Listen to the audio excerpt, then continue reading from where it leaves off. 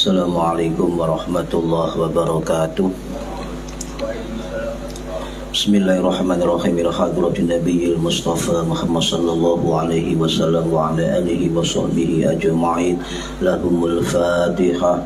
A'udzu billahi minasyaitonir rajim. Bismillahirrahmanirrahim. Alhamdulillahi rabbil alamin. Arrahmanir rahim. Maliki yaumiddin. Iyyaka na'budu wa iyyaka nasta'in. Ihdinas siratal mustaqim. Siratal ladzina an'amta 'alaihim ghairil maghdubi 'alaihim waladdallin. Rabbi ighfirli wa liwalidayya amin. Hadiyatan minna ila arwahi masyikhina wa li muallimina wa li murabbi ruhina wa liman ajazana wa li mursyidina wa li ulamaina wa li muassis wal masyayikh nahdlatul ulama ajma'in wa li awlin sa'ati wa li sawa ajma'in, khususan ila ruhi sultanil awliya Syaikhul Qadir al-Jilani radhiyallahu anhu, wa usul ila ruhi musannif muallif kitab Lubabul Hadith al-Imam As-Suyuti As-Syafi'i Al-Ash'ari Al-Misri rahimahullah, wa ila arwahi masyayikhina fil mahad tubuh ireng Jombang ajma'in, wa ila arwahi masyayikhina fil mahad Darul Ulum Rejoso Keterongan Jombang ajma'in, wa jami'i usulihim wa furu'ihim wa aswajihim wa dzurriyyatihim wa ahli silsilatihim wa muridihim wa muhibbihim wa jam'iyyatihim wal akhirina minhum radhiyallahu anhum. Lahumul Fatihah. Bismillahirrahmanirrahim. Alhamdulillahirabbil alamin. Arrahmanir rahim. Maliki yaumiddin. Iyyaka na'budu wa iyyaka nasta'in. Ihdinas siratal mustaqim. Siratal ladzina an'amta 'alaihim ghairil maghdubi 'alaihim waladdallin. Rabbi ighfirli wa liwalidayya amin. Tsumma ila arwahi abaina wa ummahatina wa jaddatina wa jaddatina wa ila arwahi man fataha hadhil qaryah wa man aqamaha wa li jami'il muslimina wal muslimat wal mu'minina wal mu'minat al-ahya'i minhum wal anwat, khususan ila arwahi ahli kubur man hadara fi hadzal majlis wa farahumullah wa rahmatullahi alaihim wa bi rahmatillah wa bi syafaati rasulillah wa bi barakatil auliyaillah wa barakati majelis ilmi. Mugi-mugi kita lan keluarga kita sedaya diparingi sehat wal afiat lahir batin, kathah lan barokah rezekine selamat dunia akhirat, lan boten wonten alangan kanggo menapa-menapa biidnillahi wa ridallah syai'un lillahi lana wa lahumul Fatihah. A'udzu billahi minasyaitonir rajim. Bismillahirrahmanirrahim. Alhamdulillahi rabbil alamin. Ar-Rahmanir Rahim. Maliki yaumiddin. Iyyaka na'budu wa iyyaka nasta'in. Ihdinas siratal mustaqim. Siratal ladzina an'amta 'alaihim ghairil maghdubi 'alaihim waladdallin. Rabbi ighfirli wa liwalidayya amin. A'udzu billahi minasyaitonir rajim. Bismillahirrahmanirrahim. Allahumma shalli wa sallim wa barik ala sayyidina Muhammadin wa ala alihi wa sahbihi ajma'in, wa la hawla wa la quwwata illa billahil aliyyil azim. Amma ba'du. Ingkang kula hormati para bapak sedaya jamaah rutin pengajian kitab Lubabul Hadith. Mugi-mugi khususipun ingkang hadir fi hadzal majlis dan umumnya yang mendengarkan atau mengikuti via online mendapatkan barokah, manfaat, maslahah wa ni'matah wa salamah wa sa'adah wa syafa'ah fid dini wad dunya wal akhirah. Amin ya rabbal alamin. Monggo diniyati ngaji golek ilmu lillahi taala. Para hadirin kang minulya, melanjutkan Kamis yang minggu lalu masih bab 14. Al-babu rabi' asyara fi fadilatil faridah. Hadis yang ketiga.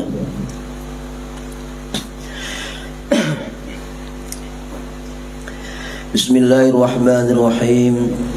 Wa qala lan tawsapa Kanjeng Nabi Muhammad sallallahu alaihi wasallam, as-salatu utawi salat iku imaduddin, cagake agama.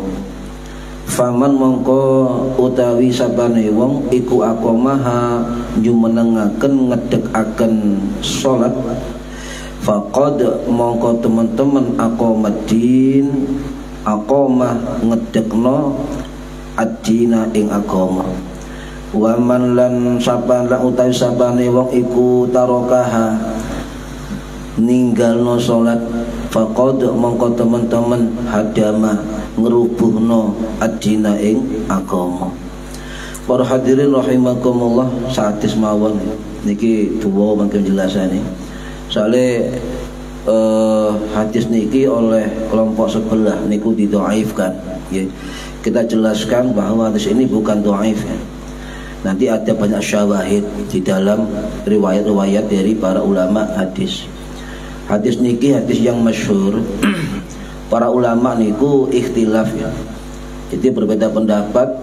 Ada yang mengatakan ini hadis yang ghairu ma'ruf, ada yang mengatakan hadis mursal, ada yang mengatakan hadis dhaif, ada yang mengatakan hadis mungkar, ada yang mengatakan bukan hadis dan sebagainya.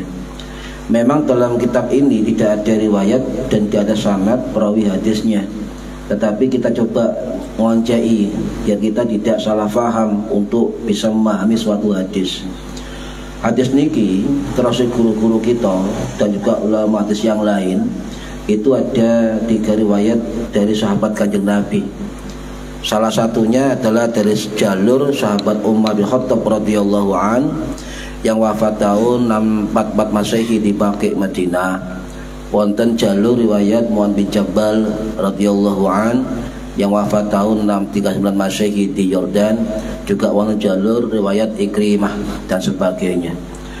Nah, dari jalur Umar bin Khattab dan juga jalur Ikrimah ya, sing wafat tahun 723 Masehi di Baqi niku ada dalam kitab Syu'abul Iman karangannya Imam Al-Baihaqi rahimahullah, sing wafat tahun 1066 Masehi di Naisabur Iran.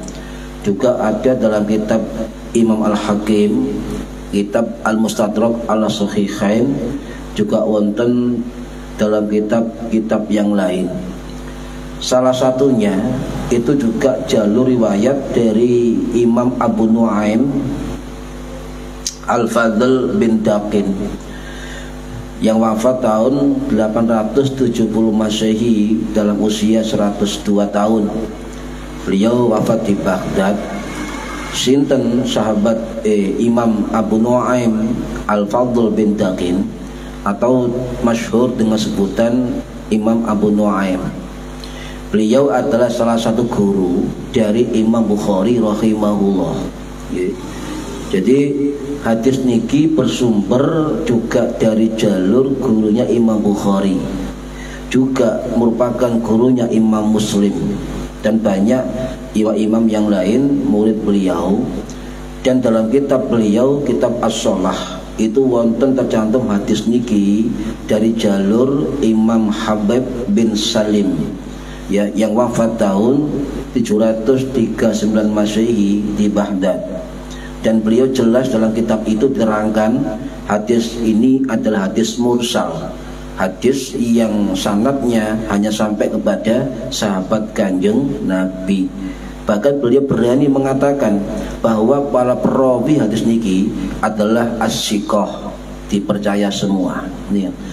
Nah, karena beliau adalah ulama salaf ya di Baghdad, kita nggak perlu dan tidak ada adab andai kata kita mengatakan bahwa hadis ini tidak dikenal di dalam dunia periwayatan.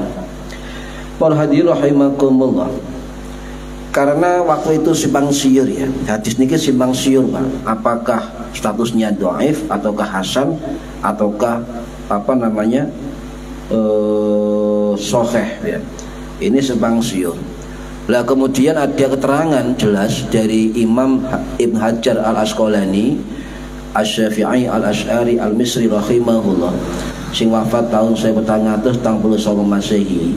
Dalam kitab At-Talkhisul Habir, beliau mengatakan bahwa hadis ini adalah hadis yang dapat dipercaya para perawinya dan juga merupakan hadis mursal. bukan hadis marfu. Kalau marfu itu Pak, sandarannya sampai Kanjeng Nabi. Tapi kalau mursal itu sandarannya sampai sahabat Kanjeng Nabi. Ya, jadi mursal itu juga hadis. Juga dianggap sebagai hadis. Dan juga wonten jalur riwayat saking sahabat Mu'ad bin Jabal radhiyallahu an sing wafat tahun 639 Masehi di Yordania. Itu riwayat dari Imam Al-Hakim rahimahullah dan juga riwayat dari Imam Ibnu Majah rahimahullah sing wafat tahun 87 Masehi di Qazwin Iran. Niku kuatah yang meriwayatkan. Bahkan Imam Tirmidzi rahimahullah sing wafat tahun 892 Masehi di Uzbekistan itu berani mengatakan bahwa hadis ini adalah hadis hasan. Jadi kalau sampai mendengar orang-orang di sana yang mengatakan hadis ini dhaif, maka kita pertanyakan, ya, mereka mengatakan dhaif kok berani? Silakan mendhaifkan hadis, tetapi jangan mendhaifkan ulamanya. Ya, gaya-gayaan dewi ini. Kalau bagi kami kalangan santri, tetap hadis ini adalah hadis yang ikhtilaf, hadis yang bisa diterima oleh kalangan para ulama.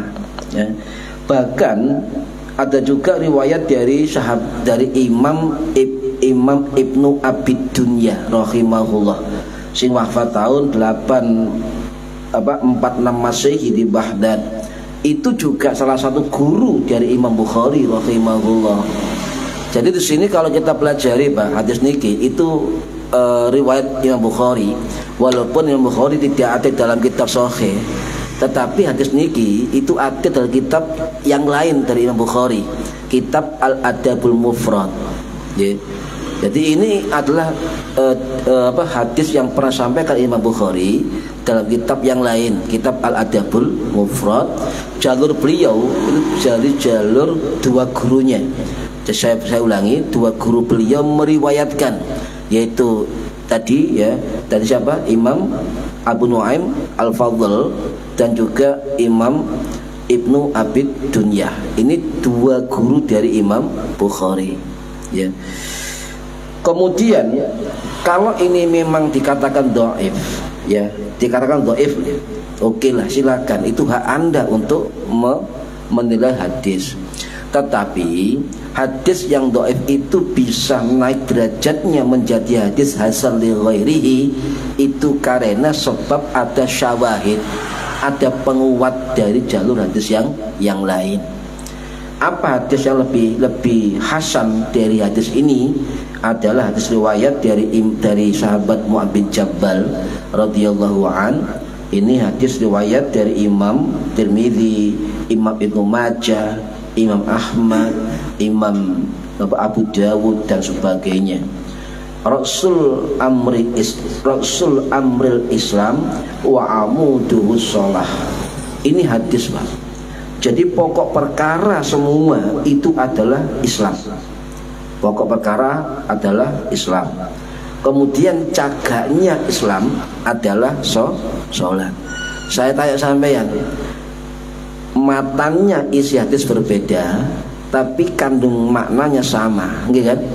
Kalau yang hadis ini as-sholatu imaduddin, kalau yang ini wa amuduhu shalah. Jadi cagaknya Islam adalah sholat. Sama dengan hadis nomor 3 ini kandungannya. Kalau ada kandungan makna dan matanya hampir sama tapi tidak merubah dari makna hadis, maka itu bisa makbul Pak, diterima. Nah ini tidak bertentangan dengan hadis yang kedua. Jadi bisa dikatakan bahwa hadis ini yang dikatakan dhaif oleh mereka itu bisa naik derajatnya menjadi hadis hasan li ghairi. Ya. Dan hadis Rasul amril Islam wa amuduhu shalah itu banyak riwayat ulamanya, banyak sekali Pak, termasuk Imam Ahmad dalam kitab Al-Musnad, Imam An-Nasai dalam kitab Sunanul Kubra, Imam Al-Qudai, ya, yang wafat tahun 1062 Masehi di Afrika Utara dalam kitab Musnad Syihab, Imam Al-Baihaqi dalam kitab Syu'abul Iman, Imam Al-Bazzar dalam kitab Kasful Astar, Abul Qasim Al-Baghdadi dalam kitab Al-Ju'adiyat, Imam Ibn Hibban kitab sahihnya, ya, Imam Tabrani dalam kitab Mu'jamul Kabir yang wafat tahun 918 Masehi di Isfahan, Iran, dan lain sebagainya. Jadi hadis ini saya simpulkan ini hadis yang bisa menjadi hasan li ghairihi sebab ada banyak dukungan dari perawi hadis. Ya, itu. Jadi saya katakan tidak dhaif hadis ini. Itu maknanya, ya, tidak melanggar dari hadis yang lain. Para hadirin rahimakumullah, hadis dhaif itu, ya, orang-orang yang tidak mau memakai hadis dhaif itu harus dipertanyakan keilmuannya, Pak. Ya, sebab hadis dhaif ini menurut ijma' ulama hadis, ijma' ulama fiqih itu bisa dipakai untuk fadhailul a'mal, tidak bisa dipakai untuk dalil hukum akidah halal dan haram. Ini sudah kesepakatan para ulama. Jadi hadis dhaif itu tidak bisa menjadi sumber dalil hukum, semua sepakat. Tetapi hadis dhaif itu, ya, berubah menjadi hadis hasan li ghairihi, itu harus ada proses yang namanya i'tibar. Jadi kalau mereka mengatakan hadis ini dhaif, maka harusnya menjelaskan i'tibar hadisnya. Jadi harus jujur, Pak, kalau seorang ulama itu. Jadi dikatakan ini hadis dhaif, tidak bisa dipakai untuk hukum, itu bid'ah misalnya. Berarti kita pertanyakan kualitas keilmuannya. Nggak jujur, Pak, mereka mengatakan. Padahal ulama kita, ya, ulama hadis yang berhaluan aswaja itu rata-rata mengatakan tidak dhaif. Ya, kalau ada kelompok atau orang yang mengatakan dhaif dari suatu hadis, sedang jumhur ulama mengatakan hasan bukan dhaif, maka mereka kelompok minoritas, seolah-olah merasa paling benar. Harus ada proses namanya iktibar. Lah, proses ini, iktibar ini diusulkan oleh Imam Ibnu Hajar Al-Asqalani rahimahullah. Kenapa perlu iktibar sebuah hadis?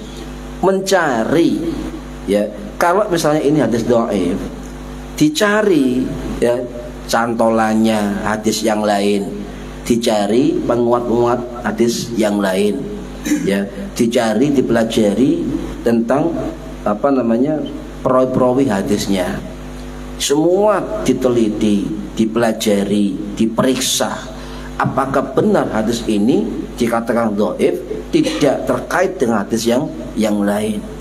Ini namanya proses iktibar. Kalau ada hadis yang lain, walaupun redaksinya nggak sama, tapi makna kandungannya itu sama, maka itu bisa dikatakan syawahid, penguat bagi hadis yang dhaif tadi, ya. Ini kata beliau adalah ijma' ulama. Hadis dhaif ada syawahid, ada penguat jalur lain, perawi lain, maka bisa naik menjadi hasan li ghairihi. Nah, proses hadis dhaif itu bisa menjadi fadhailul amal. Kalau orang salafi wahabi nggak mau hadis dhaif, Pak. Nggak mau. Mereka anti hadis dhaif. Bahkan mereka mengatakan Imam Bukhari anti hadis dhaif, Imam Muslim anti dhaif. Kurang mojo mereka. Nanti saya jelaskan, ya. Imam Bukhari itu hafal 600.000 hadis.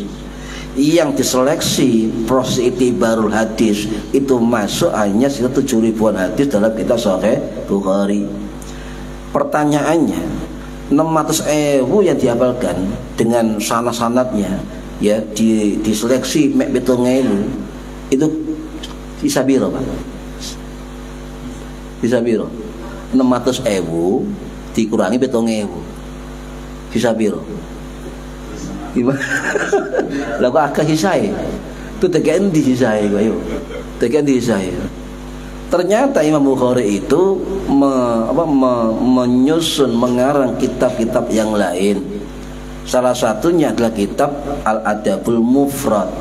Jadi sisa pensaksian dari kitab sahihnya itu ditulis dalam kitab-kitab yang lain. Sedangkan ulama hadis itu memeriksa isi kitab Adabul Mufrad Imam Bukhari, status hadis dalamnya ada yang sahih, ada yang hasan, ada yang dhaif. Nah ini berarti Imam Bukhari tidak alergi dan tidak anti hadis dhaif. Cek salah paham saya. Imam Muslim kata siapa enggak mau hadis dhaif? Ya. Jadi Imam Nawawi mengatakan Imam Muslim tidak anti hadis dhaif. Ya. Anti hadis dhaif Imam Muslim itu diarahkan hadis dhaif tidak bisa jadikan dalil hukum terkait dengan halal haram, terkait akidah dan sebagainya. Tetapi untuk keutamaan amal dari hadis dhaif itu diperbolehkan oleh Imam Muslim. Itu juga salah paham sampai. Nah ini kemudian hadis dhaif itu diperjelas oleh Sayyid Muhammad bin Alwi Al-Maliki Al-Hasani Al-Idrisi Al-Maki rahimahullah, sing wafat tahun 2004 Masehi di Rosyefah. Saya waktu itu haji kurang lebih tahun 95 dulu, seumur 21 tahun haji. Itu setiap habis asar sampai selesai itu kita ngaji di Sayyid Muhammad Al-Maliki di Pondok Rosyefah Mekah sana sekitar 10 harian. Ya, ketepatan waktu itu kita ngaji, beliau ngaji kitab Hayatus Sahabah. Jadi mulai mari maghrib, terus manakipan, budahan, semua coba. Yasinan, tahlilan, tutup maca kitab, tutup salat isya berjamaah, kemudian makan lengseran bersama. Waktu itu alhamdulillah aku senom itu sak lengser ambek Gus Ali Masyhuri. Ya, di sebelah sana Yai Maimun Zubair. Sebelah sana anak Kiai siapa? Wawaid Asam Bagus. Ya, itu kelihatan semua. Kiai-kiai kumpul semua. Nah, alhamdulillah setelah penutupan itu kita mau haji. Saya dan adik saya diberi hadiah oleh Pondok Rosyefah Sayyid Maliki satu dus kitab karangan Sayyid Maliki. Sak dusan, Pak. Jadi adikku sak dus, saya sak dus. Ono kitab yang simpen, Pak. Kitab karangan Sayyid Muhammad Alwi Al-Maliki langsung.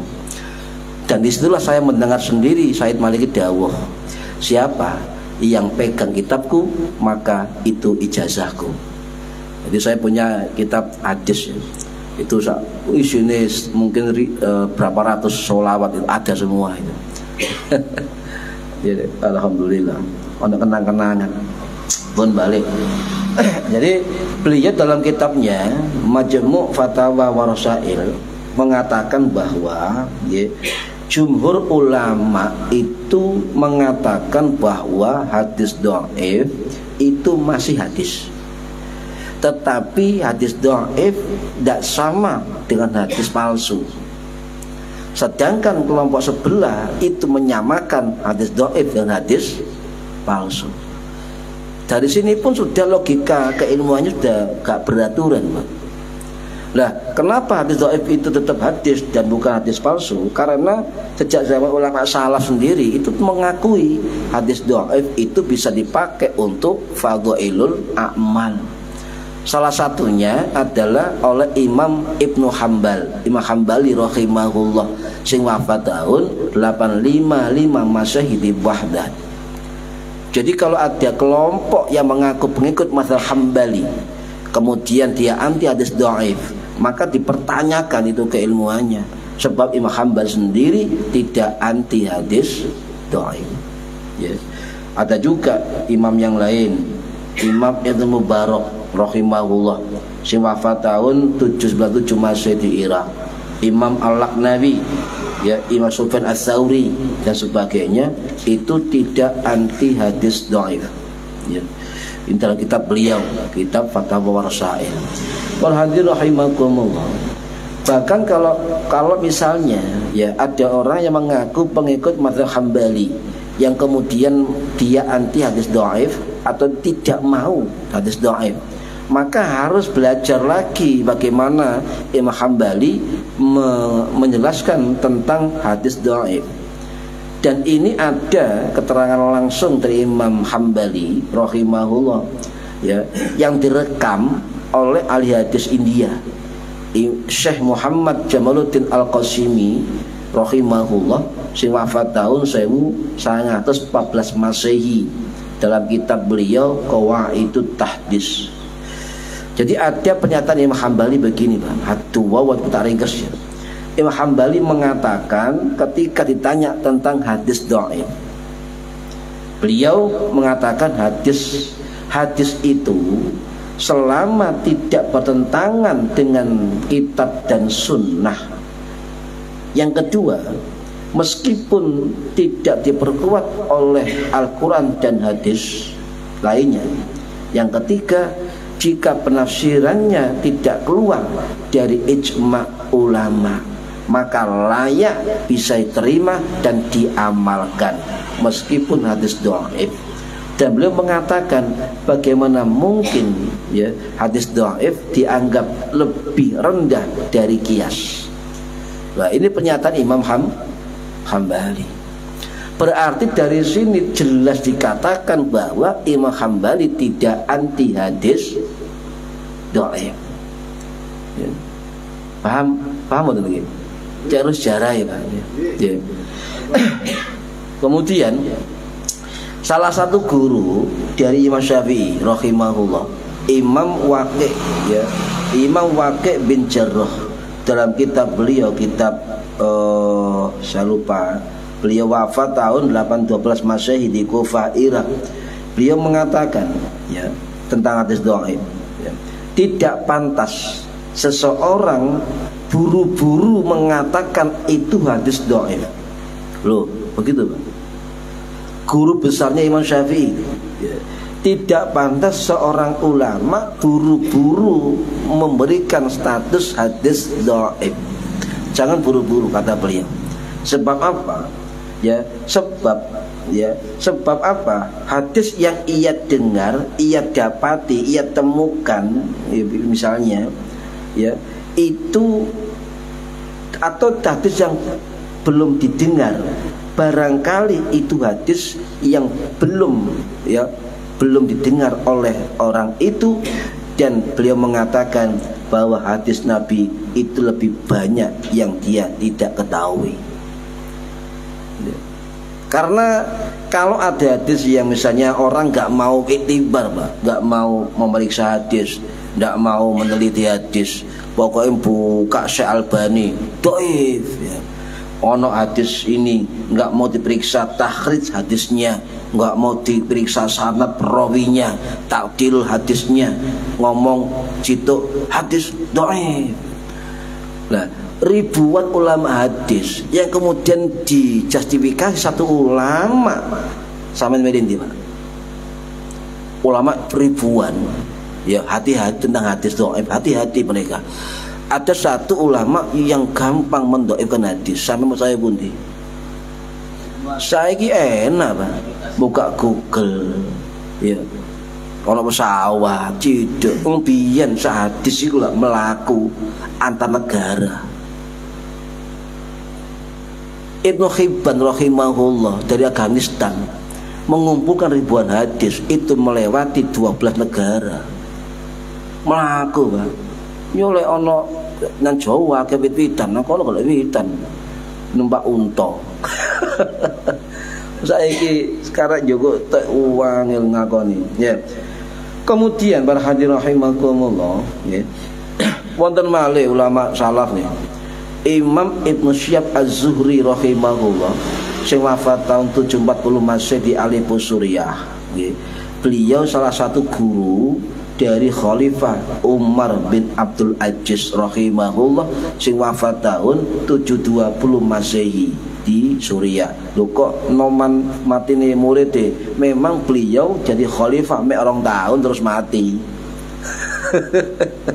kayak Gus Dur Pak, yang jabat sebentar. Beliau khalifah cicit dari Umar bin Khattab beliau.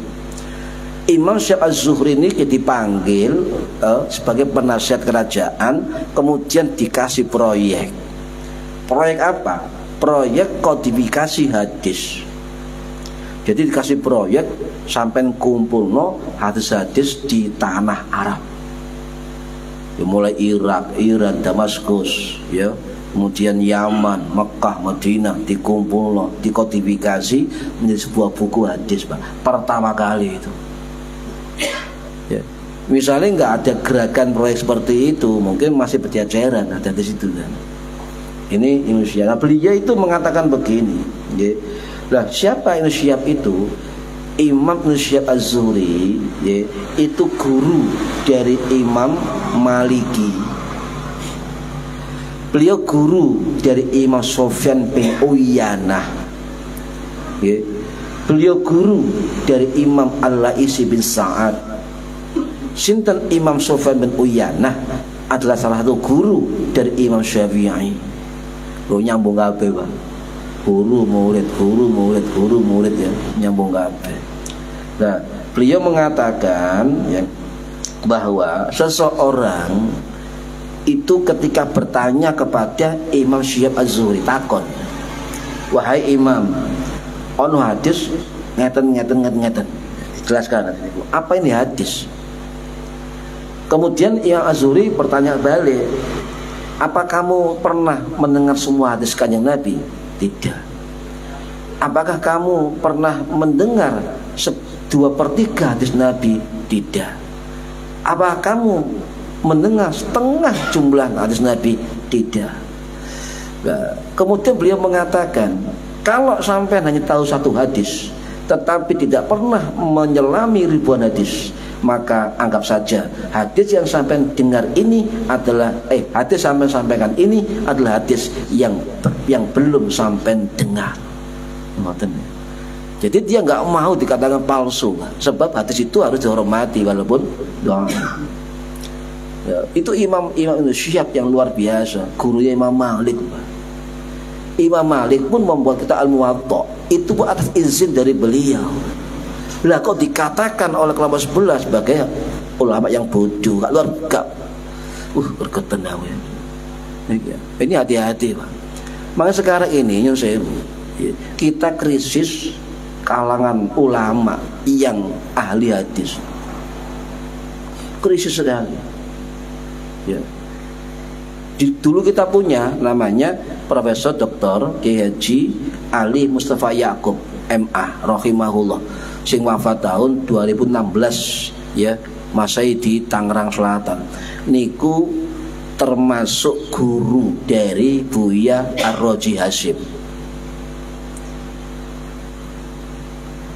Kata lu namanya. Jadi beliau guru dari Buya Ar-Raji Hasyim ahli tasawuf itu. Itu guru. Imam Ali Mustafa Yaqub sinten niku murid dari ya napa to nika Idris Kamali. Nah iku ndukure Ismul Adzam niku punter niku Idris Kamali. Idris Kamali itu ya pamannya Kiai Said Agil Sirot dan beliau menantu dari Mbah Hasyim Asy'ari. Duwe murid Ali Mustafa Yaqub, duwe murid Ma'ruf Amin, duwe murid Hasan menteri itu, duwe murid siapa ahli tasawuf itu Aksom, tak lupa itu. Duwe murid banyak muridnya, Pak. Besar-besar semua murid-muridnya beliau. Ya itu kan. Jadi wajar kalau Abu Hasyim Ar-Razi itu yang dulu nggak seneng tahlil, nggak seneng ini, masuk ke dunia Nahdlatul Ulama dibawa oleh Kiai Ali Mustafa Yaqub rahimahullah. Al-Hadis itu, Pak, kitabnya banyak ngarang ya. Sekarang eman ya. Jarang ulama Ustadz Kiai yang betul-betul mumpuni dalam bidang ilmu hadis. Dia gak dibujuki wong sebelah ini. Coba sampai nek ngaji yo dhaif, sampean gak ada ilmu nih percaya ya ini dah balik gak apa-apa ngerasani elek, gak apa-apa ngerasani ilmu itu, ngerasani ilmu para rahimakumullah balik. Nah kemudian para hadirin rahimahullah, Leono ustad yang mengatakan hadis itu dhaif, sampai ojo menerima dulu. Sebab sering terjadi ketika kelompok mereka mengatakan dhaif, tapi ulama kita menyatakan hasan dan sahih. Ya. Bagaimana menyikapi ada orang yang mengatakan ini hadis dhaif? Ya, begini. Ya. Cara menyikapinya adalah ya, leon hadis dhaif dan itu tercantum dalam kitab ulama yang masyhur sekalipun, Pak. Jangan seudon dulu. Jangan seudon dulu. Ya. Jangan langsung menyatakan itu palsu dan sebagainya. Hadis dhaif bukan hadis palsu, paham ya? Beda. Ya. Yang kedua, ya, asal isi hadis itu tidak bertentangan dengan Al-Quran dan hadis yang lain. Kados wau hadis as-shalatu imaduddin. Bagi mereka dhaif, tapi bagi kita hasan. Ya, bukan dhaif. Yang ketiga apa? Ya, kita harus mengamati, meneliti. Lek gak ngerti sampean takon sing ngerti. Kadang-kadang wong sing ngomong dhaif ini lho Pak, gak iso maca hadis. Wah, kayak kadang-kadang copas ya. Sen copas, hadis copas. Loh, saya pernah juga ngopi dengan ya teman lah yang kelompok situ itu. Gak iso maca Quran, Pak. Aneh, Pak. Saya itu lucu di Facebook debat ya. Itu 2004 dulu tuh. Saya 2004 sampai 2010 itu sering debat dengan kelompok itu, baik di medsos atau di Kopi Darat. Bertemu langsung. Wah, luar biasa pinternya. Jadi titik copas. Wah, hebat ya. Akhirnya ketemu darat di depan Wisma itu dulu. Ya saya orang bodoh. Yes, gak kopian. Ustaz, assalamualaikum Ustaz. Ya, alhamdulillah. Saya rokokan haram, biarkan haram. Saya beli merokok kan? Ya oke. Intinya tolong saya dituliskan dalil yang mengatakan delalah itu loh tanda gitu. Hadis bid'ah dolalah. Tak kei pulpen, tak kei kertas. Tak kon nulis Arab. Dadak nulis Latin, Pak. Aku bingung. Ustaz, mohon maaf, sing Arab kayak Facebook itu loh ya. Sing hadis delalah, nar itu loh. Meneng ae, Pak, ya Allah. Kesuwen sampe ndak rokok punten. Tak cabut jubane, tak cabut kertasnya, tak tulis no hadis. Wis tutup, wis sampean bayari kopi tak mulia. Assalamualaikum, belajar maneh. Jadi gak paham mereka nulis Arab.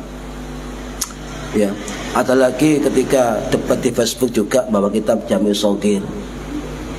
Ayo kita bawa kitab Jami' Shaghir.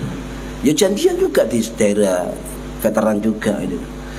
Ya, yang aneh saya bawa kitab Jami' Shaghir yang kitab kuning. Asli milik Imam Suyuti. Tapi yang emasnya itu bawa kitab terjemahan. Ya syarah Jami' Shaghir. Beda, Pak. Kalau Jami' Shaghir Suyuti asli dan mereka membawa syarah Jami' Shaghir karangannya sinten? Ayo. Albani. Yo aduh, Pak. Jadi terjemahan ditaruh sampai kitab kuning. Wis tutup aja cuma debat ya. Jadi mereka begitu cerdas. Sekarang hati-hati loh, Pak. Dulu yang mendebat kita itu adalah tangan, copas. Sekarang sampai debat itu dengan mesin. Jadi sampai debat sampai jam berapapun mereka gak akan lelah. Kenapa? Karena mesinnya ya mereka. Sampai cuas melekan pegel, ngetik pegel, kono mesin, Pak. Gak bahaya tak? Ya Allah, saya curiga begini kok selalu bisa jawab. Aneh. Tapi ketika kelemahannya, ketika saya kasih dalil yang gak ada harokatnya, jadi tanpa taskil, Pak, bingung mesinnya. Gak bisa jawab. Jadi korat karet itu Pak. Ya segitulah, balik-balik. Jadi intinya kalau ada yang mengatakan dhaif, kita tanya kepada yang ngerti ya. Para hadirin rahimakumullah. Jadi gini, jangan remehkan hadis dhaif. Ya. Jangan remehkan hadis dhaif. Yang pesan ini adalah Imam Nawawi rahimahullah sing wafat tahun 1277 Masehi di Nawasiriyah. Beliau menjelaskan bahwa ijma ulama ijma ulama mengatakan bahwa boleh kita beramal dengan sandaran hadis dhaif. Lah mereka bukan muhakkik, bukan mu'tabir. Lah kok moro-moro ngomong dhaif palsu. Sing palsu lambemu itu gitu. Saya percaya Imam Nawawi, beliau muhakkik lah. Jadi beliau malam beliau terkenal dengan Sayyidul Muhaqqiqin waktu itu. Di ketuanya orang-orang yang muhakkik itu peneliti Pak tentang mazhab Syafi'i. Mau sampean gak muhakkik, sampean mau akik-akik sampean niku. Ini yes, ya. Jadi beliau mengatakan sampean misalnya menemukan hadis dhaif. Contoh begini hadis dhaif misalnya. Sampean zikir 1000 kali akan masuk surga misalnya ya, dhaif misalnya dhaif. Enggak apa-apa dipakai untuk amal takbiritan Allah enggak apa-apa. Untuk fadhailul amal, keutamaan amal, mendorong amal begitu. Enggak apa-apa ya. Ya kan kemudian Imam Ibn Hajar Al-Haytami. Sekarang kita tanya, siapa yang ahli fikih yang tidak kenal dengan Imam Ibnu Hajar Al-Haytami rahimahullah sing wafat tahun 1506 Masehi di Ma'la Mekah. Dalam kitab beliau yang terkenal yaitu kitab Fathul Mubin Syarah Arba'in Nawawi, beliau menegaskan kembali pendapat Imam Nawawi yang mengatakan bahwa hadis dhaif itu ijma ulama dipakai untuk sandaran amal. Boleh ya, boleh ya. Banyak ulama yang lain jaren iku ulama Syafi'i oke. Ono ulama Hanafi, ulama Maliki. Ulama Maliki contoh tadi nggih Sayyid Muhammad Alawi Al-Maliki itu ulama Maliki. Ono ulama Hanafi Pak juga mengatakan sama. Sinten contoh nih Imam Mullah Ali Al-Qari Al-Harawi Al-Hanafi rahimahullah sing wafat tahun 1605 Masehi mengatakan dalam kitab beliau kitab Al-Mawdu'at bahwa hadis dhaif itu ijma ulama bisa disandarkan untuk fadhailul amal. Wis jelas ulama mazhab pun juga mengatakan hadis dhaif boleh dijadikan amal ya. Boleh. Jangan terkecoh sama sekali dengan banyak alasan dari ulama-ulama yang tidak jelas. Iku ulama biyen, ya oke lah ulama saiki. Wis jane lambe ceromok kan begitu itu. Golek salah. Oke. Le ulama saiki. Kalau ulama hadis yang kontemporer, Pak, siapa enggak kenal dengan Syekh Abdullah bin Siddiq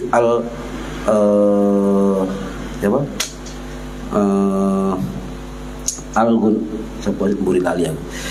Itu mengatakan dalam kitab beliau bahwa para hafid hadis masa kini juga ijma mengatakan bahwa hadis dhaif bisa sandaran untuk amal-amal. Beliau mengatakan itu dalam kitab Al-Qaulul Muqanni wonten pendapat mereka. Abdullah bin Siddiq Al-Ghumari rahimahullah sing wafat tahun 1910 Masehi di Maroko. Beliau jelas ya. Nah, 4 mazhab bagaimana menyikapi hadis dhaif. Imam Hanafi mengatakan hadis dhaif, ya enggak masalah. Ya. Mendingan memakai hadis dhaif daripada qiyas. Itu Imam Hanafi. Imam Maliki hampir sama juga. Imam Syafi'i ya otomatis. Imam Hambali juga menerima dengan hadis dhaif. Bahkan kalau diteliti dalam kitab Musnad Ahmad, Pak, ya, yang isinya sekitar 20.000 hadis itu gak semua hadis sahih, juga ada beberapa bahkan juga ribuan mungkin ratusan yang hadis dhaif. Itu menunjukkan bahwa Imam Hambali tidak anti hadis dhaif. Kenapa? Dicantumkan dalam kitab Musnad beliau. Ya, itu. Jadi ya, kita harus punya ilmu lah untuk menyikapi hal seperti ini. Ya. Para hadirin rahimakumullah. Kembali ke hadis ya. Bangunan kokoh itu diumpamakan sebagai Islam. Jadi Islam ini oleh hadis yang kedua tadi itu diumpamakan bangunan yang kokoh, sedangkan sholatnya adalah tiangnya. Kalau bangunan kokoh itu tiangnya harus kuat, gitu. Kalau ada bangunan kokoh cagake gak kuat ya ambruk. Ya ini. Jadi kemudian untuk menafsiri atau mengelmoni hadis niki, kita jangan memakai nafsu kita sendiri. Harus mengutip, harus menukil atau senau kepada ulama hadis yang lain. Contoh Syekh Nawawi Al-Bantani rahimahullah, sing wafat tahun 1897 masih di Ma'la Mekah. Ya, dalam kitab beliau, ya kitab tafsir Marahul Labid lali tuwa jenis. Ya, itu mengatakan bahwa sholat itu adalah perintahnya Allah langsung. Ya. Jadi kalau ada amalan itu perintah Allah langsung dalam Quran, maka wajib dijaga dan diamalkan, kata beliau. Termasuk sholat. Beliau mengutip Al-Quran Al-Baqarah ayat 238, hafidhu ala sholawat, ya. Hafal ya ayat ini? Jagalah kalian terhadap perintah sholat. Lah untuk makna hafidhu ini dalam menguatkan sebagai tiangnya Islam, maka orang Islam harus sholat. Dan menjaga sholat itu ada dua pengertian, kata beliau dalam kitab Marahul Labid, ya, likashfi makna Qur'anil Majid. Satu, menjaga penjagaannya dengan Allah yang memiliki perintah sholat. Hubungan penjagaan kepada Allah, ini yang pertama. Jadi ada hubungan antara seorang hamba dengan Tuhannya, itu bisa dijaga dengan sholat. Lah sampai ahli sedekah, ahli sedekah, ahli baca Quran, ahli wir, ahli zikir, tetapi gak sholat, Pak, maka sampean tidak ada penjagaan hubungan dengan Gusti Allah. Ini. Yang kedua, kata Syekh Nawawi, ya, perintah menjaga sholat itu penjagaan antara seseorang yang sholat dengan sholat itu sendiri. Jadi sholat itu punya hubungan batiniah dengan kita sebenarnya, ya, itu. Nah, kemudian Syekh Nawawi melanjutkan keterangan, ya. Sebab hubungan antara seseorang dengan sholatnya itu punya kekuatan yang luar biasa. Kalau Quran menjelaskan sholat itu mencegah perbuatan keji dan mungkar, ya. Ada dua hal, kata beliau. Mencegah perbuatan keji itu maksudnya adalah menjaga dari ateisme, menjaga dari apa? Ateisme, tidak mengakui Tuhan. Ini bahaya, ya, ini bahaya. Yang kedua, mencegah perbuatan mungkar itu artinya dijauhkan dari kemusyrikan.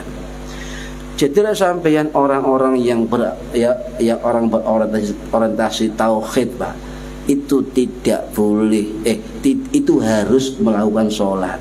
Pas sampai iso terbang nang langit nak bulan sesek nyampe, tetap wajib sholat.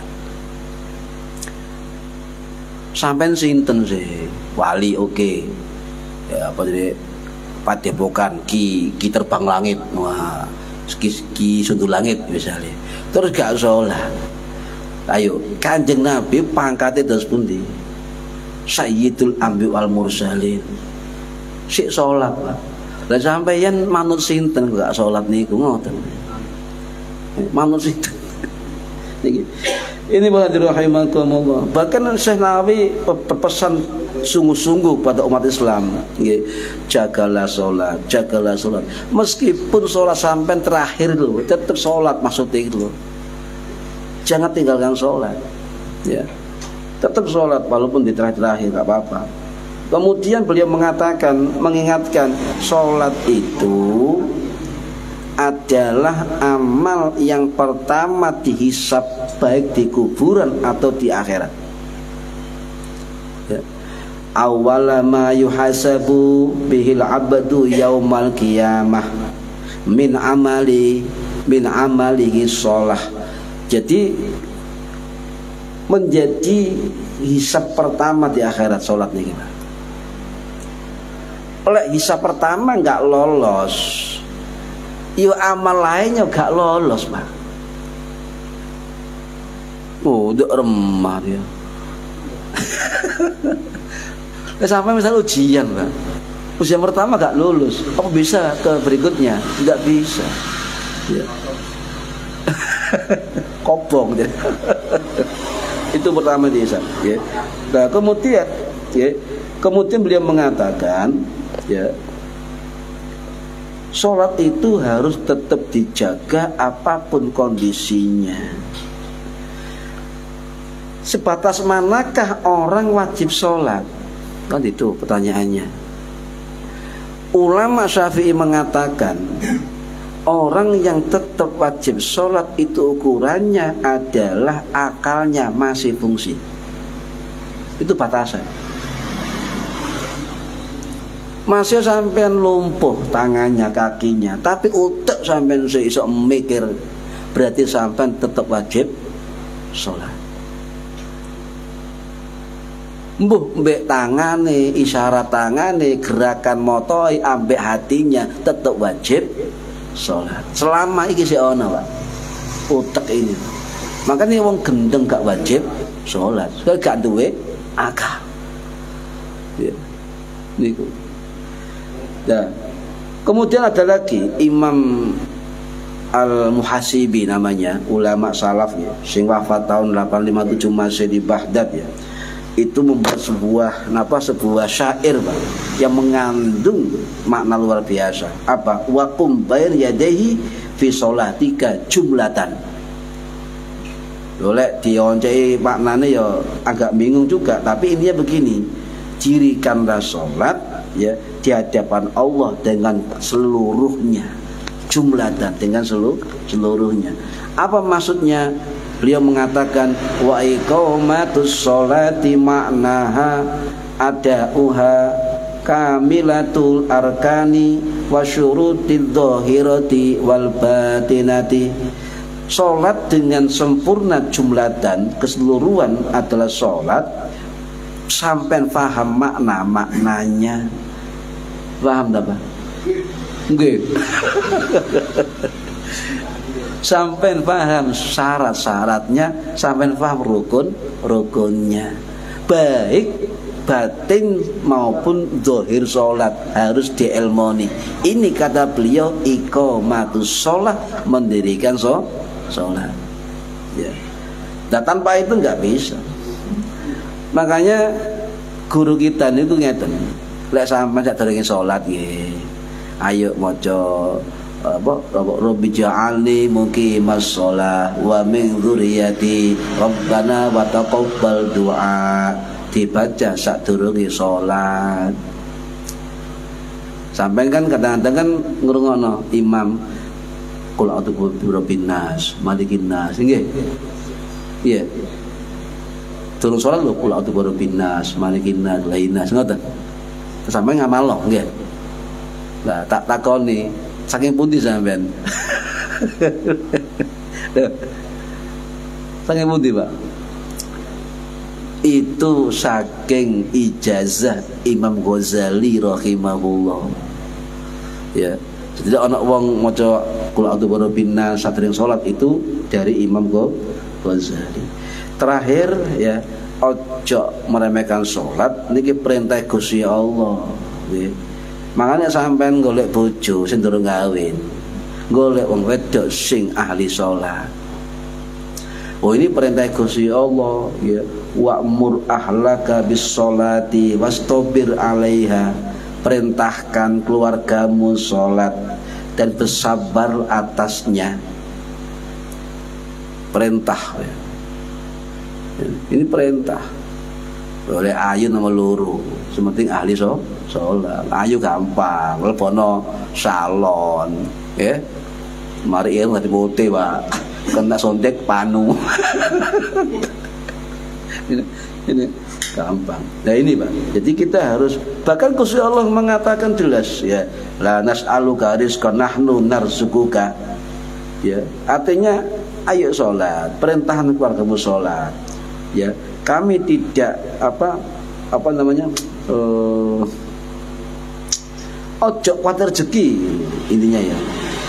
Kamu tidak memberi rezeki, tapi akulah yang memberi rezeki. Itu Allah. Jadi ingat teman, jagalah sholat ya.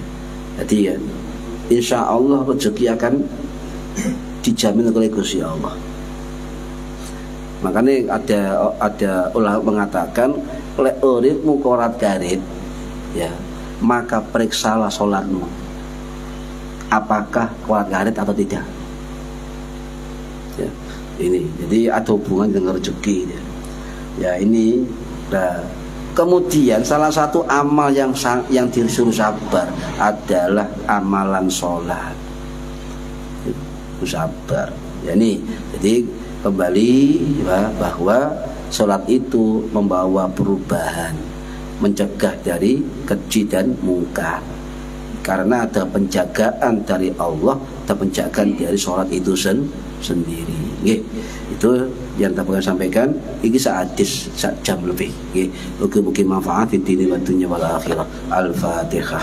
A'udzu billahi minasyaitonir rajim. Bismillahirrahmanirrahim. Alhamdulillahirabbil alamin arrahmanir rahim maliki yaumiddin. Iyyaka na'budu wa iyyaka nasta'in. Shiratal mustaqim. Shiratal ladzina an'amta 'alaihim ghairil maghdubi 'alaihim waladdallin. Rabbi ighfirli wa li walidayya amin. A'udzu billahi minasyaitonir rajim. Bismillahirrahmanirrahim. Allahumma shalli wa sallim wa barik ala sayyidina Muhammad. Alhamdulillahi rabbil alamin. Allahumma 'allimna 'ilmal Qur'an wa 'allimna 'ilma la ilaha illallah wa 'allimna min ladunka 'ilman nasiru bihi kamil mahyadil aman. Wassallallahu ala sayyidina Muhammad walhamdulillahi rabbil alamin. Wallahu a'lam bissawab. Assalamualaikum warahmatullahi wabarakatuh. Allahumma shalli ala Muhammad